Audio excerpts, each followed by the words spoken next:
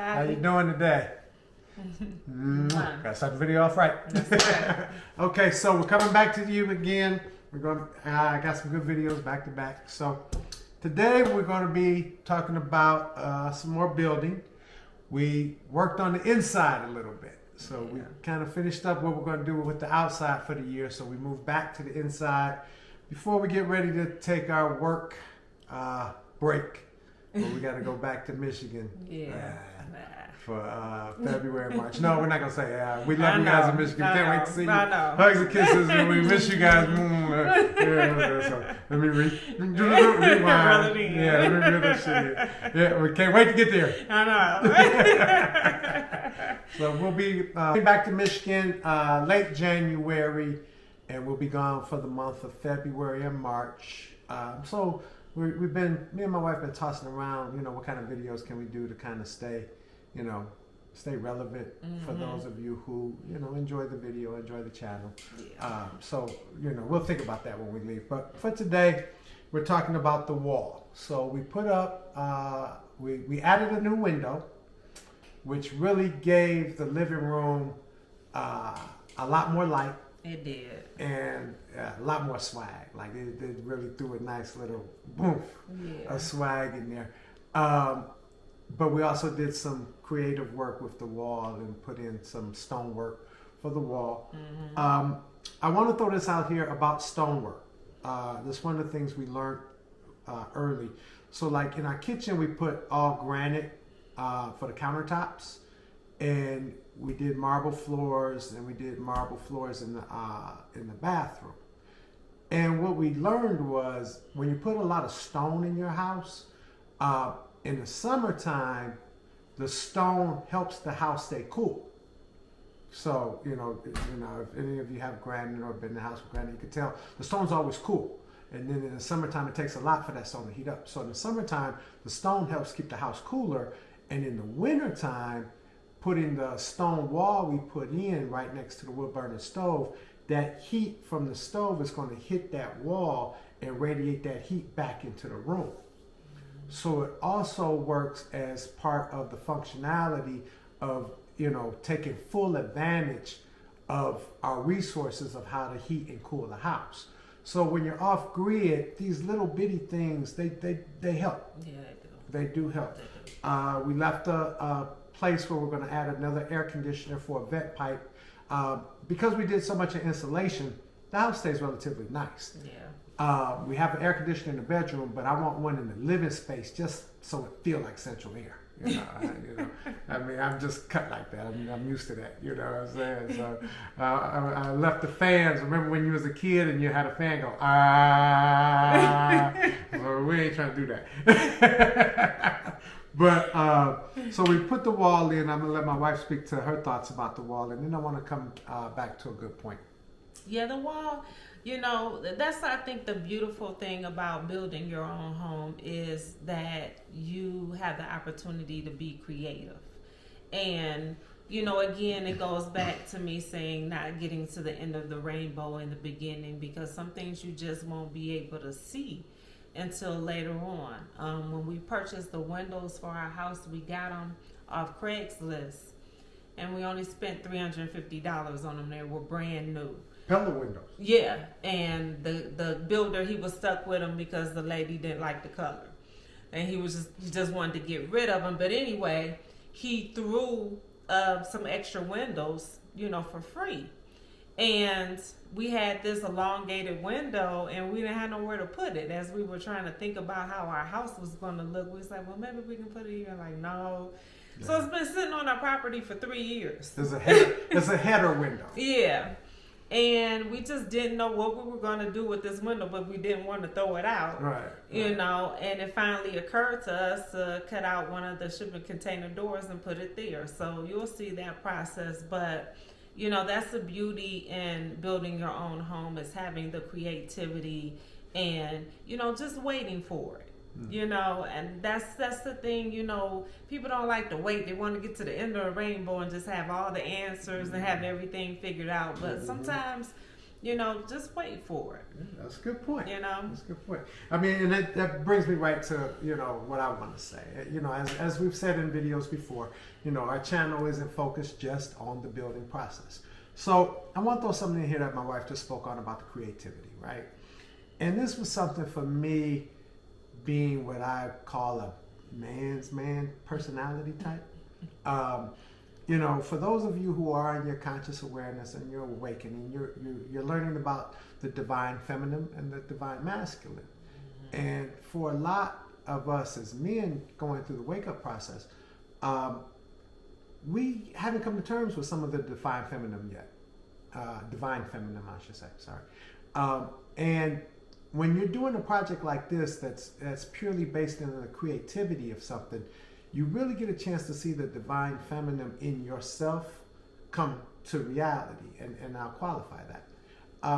A lot of things are divine feminine that we don't realize. For instance, money, a car, a house, your clothes. Now, a guy will say, well, man, how is money feminine? Well, it's attraction. Divine feminine is anything that's related that attracts attention, that attracts someone to look at it, to pay attention to it. That's the divine feminine principle. The divine masculine, I'm saying divine, not define, divine masculine principle is the action that will cause the divine feminine reality to exist. So you need one and the other to bring together the unison concept of the singularity of manifestation. One without the other, the shit don't work. That's true. Right? So you need the perception or the thinking process of the creation of the divine feminine, and then you need the action that comes from the divine masculine. So divine masculine is an action form, an action behavior. And just to go a little deeper with it, this is what the scriptures is talking about when it talks about being evenly yoked as a couple, right? And I could say, a lot of the build for me is action, because that's where my brain is. But my wife, she comes in sometimes with creativity, and so do I. But I just wanted to take this opportunity to speak to that for those of you who are in your process of waking, and understand how, if you are doing this, how your wife is a part of the process. Be mindful and be careful not to let your masculinity or your ego or your divine masculine run the whole show. Yeah. You know what I'm saying? I spoke in the last video about the young lady who's building her house. Well, in her situation, her divine feminine is running her whole show. And that's why she's going to have some of the problems she's going to have. You need both. You do. You can't have one without the other. You do. And if you're I'll let my wife speak to that, to the woman's side of the fence. But if you're the male side of the fence, you must get in tune with your divine feminine, and you must understand the importance of your wife's involvement in your building process. I'll let you take it. And for the female side, especially for those couples, you have to get in tune with your divine masculine. And that's not an easy thing for a lot of us women. I know it wasn't easy for me, but this is a joint effort, and this is something that we wanted to do together. And this is not something that can be done solo. The generator story. Oh yeah. So right. That's a good story. It is. So, when we first moved out here and we were living in our RV, you're dependent on your generator for power. And my husband, the first few weeks was trying to show me how to start the generator, how to change the carburetor, how to check the filter and change the oil. And I'm like, why are you, I don't give a damn. I'm not about to change the carburetor, And I was like so irritated with him trying to show me all these step by step and look, watch. And I'm like, why is he showing me this? And it wasn't until one day he had to go somewhere. I forgot what the scenario was, but he had to leave the property, or he was getting ready to leave for like a couple of days. And I was going to be here by myself. And that's when I realized, oh, I guess I do need to pay attention on how to start the generator and the steps. And no, because what if something was to happen to my husband and I have to be in charge, or I need to know this stuff. Mm-hmm. I can't put it off and say, oh, that's a man's job. You take care of that. I'm not doing that. Mm-hmm. No, I'm equal. I have to be equally involved as he has to, and vice versa. Mm-hmm. You know, we both have our separate tasks sometimes, but at the same time, it requires both of our energy, both of our input, both of our doing. And you cannot sit around as a woman. Y'all saw me. Y'all see me in all the videos. I'm not just holding the camera. I'm working. Mm-hmm. You know, now I don't have the physical capability and strength that he does. I may not have some of the knowledge that he does because he's a man. But at the same time, I do have to dig in and can't wear my long nails this month. You know, I can't, look cute, or I can't do some of that a lot of times. We've been out here for 6 years, and it's been a sacrifice for me. But it's a joint effort. It's not a singularity. It's not, oh, that's a man's job. He's going to do that, or I'm only going to do this. Mm-hmm. And so, I think in this video, you've seen this wall. It's very creative. Mm-hmm. It's both masculine and feminine. Yeah. And it's something that we both like. Yeah, we enjoyed it. This was probably one project we actually liked. I know, right? To a degree. But it was no joke. It was no joke. After about the third day, I was like, okay, I'm tired. Damn, we still doing this. But we wanted to take this opportunity and throw out there about the divine masculine and divine feminine. And understand that anything that causes attraction is a divine feminine principle. Anything that causes action is a divine masculine principle. And as you're going through your process of your awakening, you must understand both of these principles, and you must understand how they play a role in your day-to-day life. Mm-hmm. And and that goes as it relates to your elements, the way you live in harmony with nature, and the divine principles of both of those, divine masculine and divine feminine, in your daily life. Just real simply put, earth spells heart. So you're living on a divine feminine energy when you're living on this plane. And I won't go too deep on that. I'll just leave that there. Anybody want to know more, you can always send me a little note. I'll give you more on that.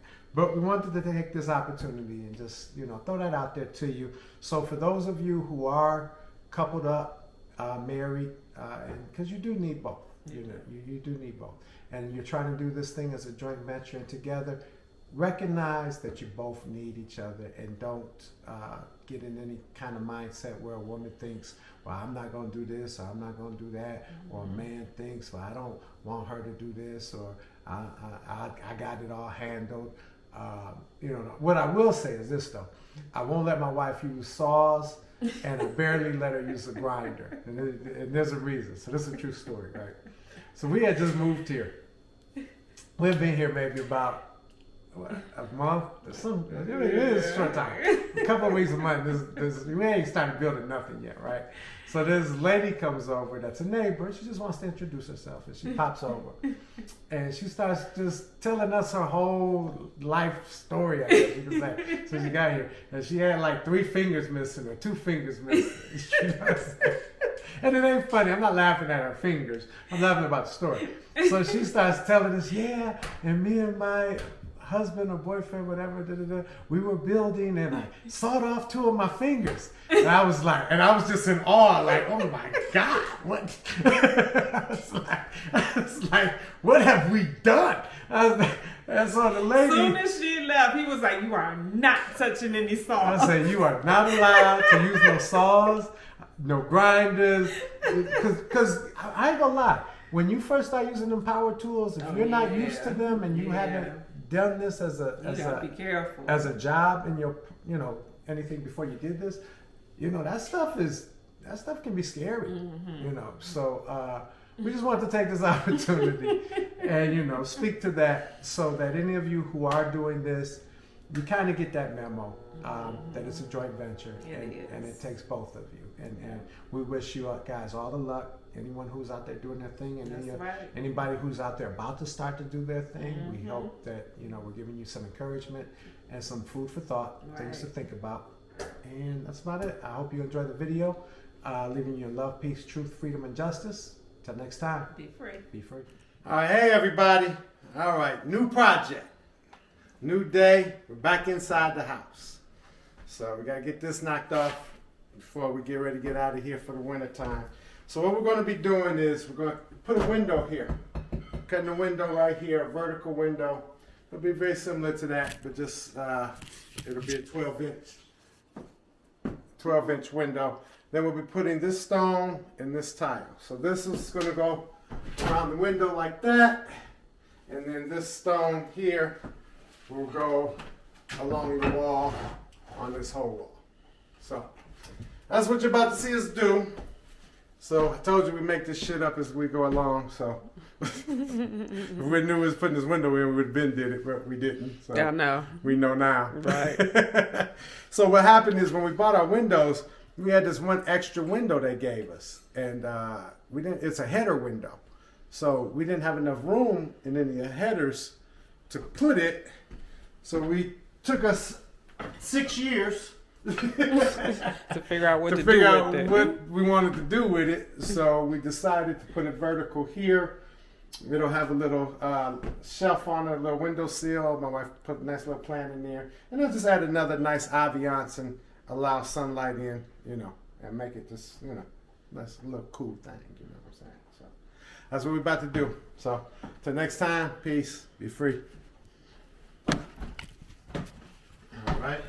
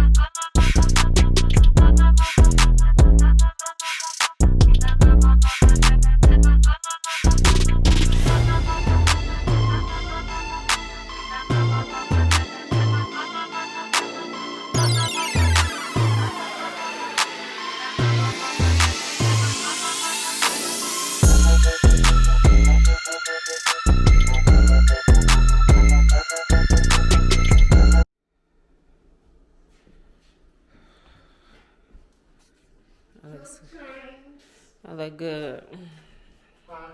That looks good. That looks good. That looks good. Yeah, right. You said you didn't know what you was doing. You ready? I'm ready.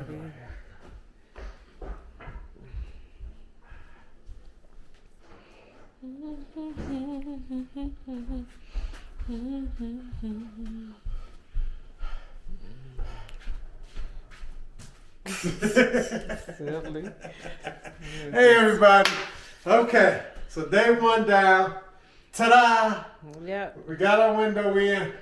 I had a little bit of offness, as you can see right here. I didn't want to hit the caulk when I was grinding because it would have messed up my grinder. So I had to come over just a little bit. Threw me off just a little bit, but it's okay. When I go to put the stone on, we'll just mud this little gap. We're going to put a piece of 1x on this and burn it and shellac it. Bring it plumb to this. And then that's how that look. Then this will be around the edging. Like this. And with some gold trim. So, again, this is the point. Off-grid don't mean dusty. Everybody think when you tell them off-grid, they watching them their below zero shows and everybody all fucked up and taking baths, you know what I'm saying, in buckets and shit. You're right. No, that's not what off-grid means, right? Does not mean you can't have a nice house. You know, it just depends on what your economics can afford and what your, you know, your risk factor is on what you want to try to do without paying people. So, you know, just wanted to show you day one. Next you'll see, putting on the stone. Yep. Till next time, peace.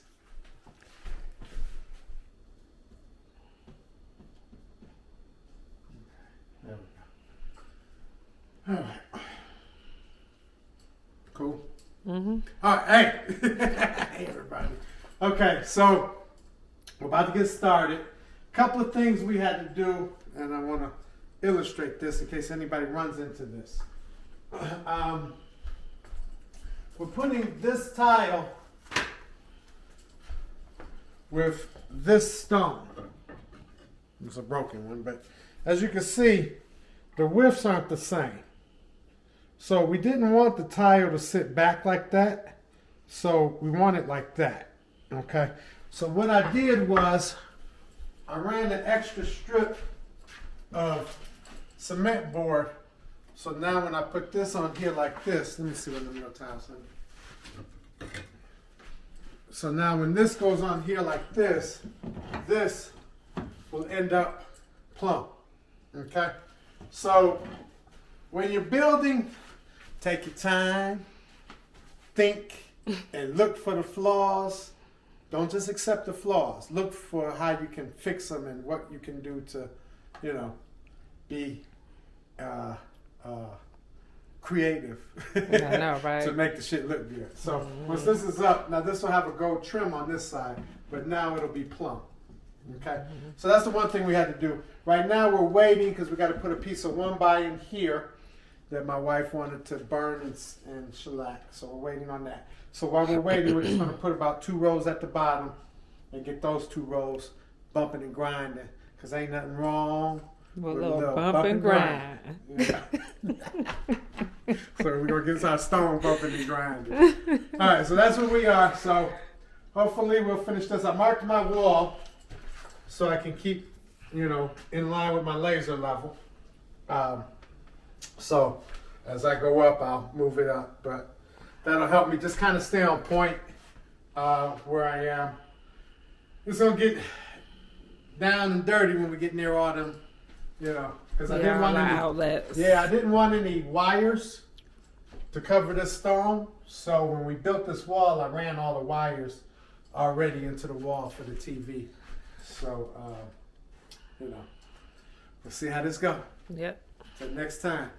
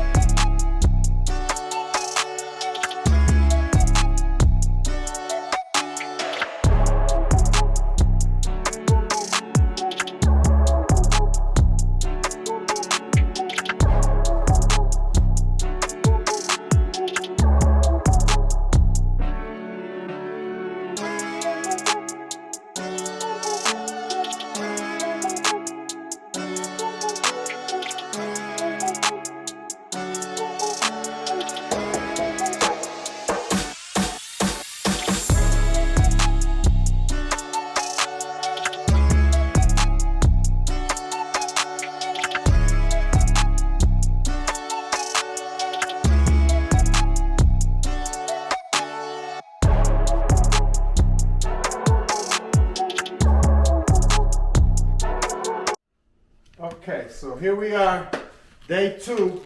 Excuse the dust. Here we are, day 2. So what we did is we figured out how to plumb this so that this would land where this wouldn't be indented. So what we did is we put a piece of cement board back here just to bring it out plumb so this would plumb out. So if you're ever doing something like that, that's a good way to bring it out plumb. All right. Next thing we just figured out is how to cut around these. So if you got this kind of stone and you're trying to cut around a socket, because otherwise if I would have cut straight here, I would have had to cut a little bitty piece just to keep my pattern, or a flat piece and go that way, which is fine. But this way, it keeps me from bastardizing a whole stone just to cut it to fit, right? So if you just cut lines straight like this, then you can kind of chip them off and then just be gentle and it won't break your stone. So little tidbit of how you can, cut this stuff. So we're gonna have to put some small pieces in here and fit some pieces right in here. But we're rocking and rolling. Hopefully we finish this wall today and then we can put our TV and stuff back. Hey. and have our record player back. Right. We miss our record player. I know. Then we'll work on this wall tomorrow. Not sure if we're going to get that wall done before we go. We're going on vacation on the 20th, so I don't know if we'll get to that wall because we're going to have to we decided we're going to do that wall with this same tile around the door. But we're going to have to strip it off first before we do it. So that's going to be a whole event. Yeah, it is. Yeah. So we might not get to that. We'll see. Yeah. All right. So that's where we are. Let's get it done.